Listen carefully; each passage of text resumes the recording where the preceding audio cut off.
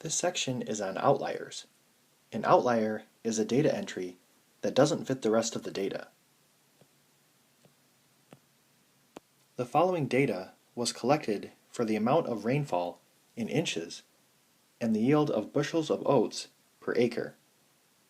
In section 12.3, number 2, we found the linear regression model to be y is equal to 0.923x plus 37.047, and the correlation coefficient r to be 0.881. Now, suppose we add an outlier 11.5 to the dataset.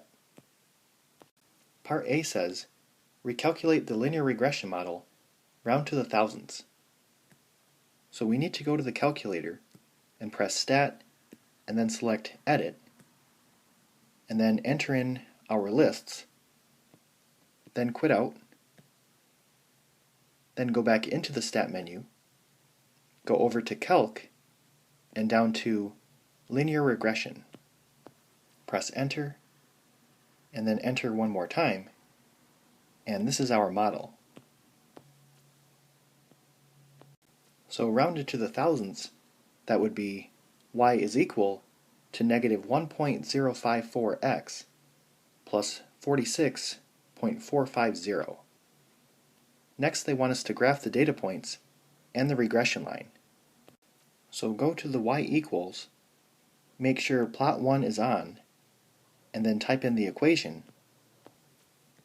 Then press Zoom and go down to Zoom Stat. And this is our picture. So you can definitely see the outlier there. The graph looks like this.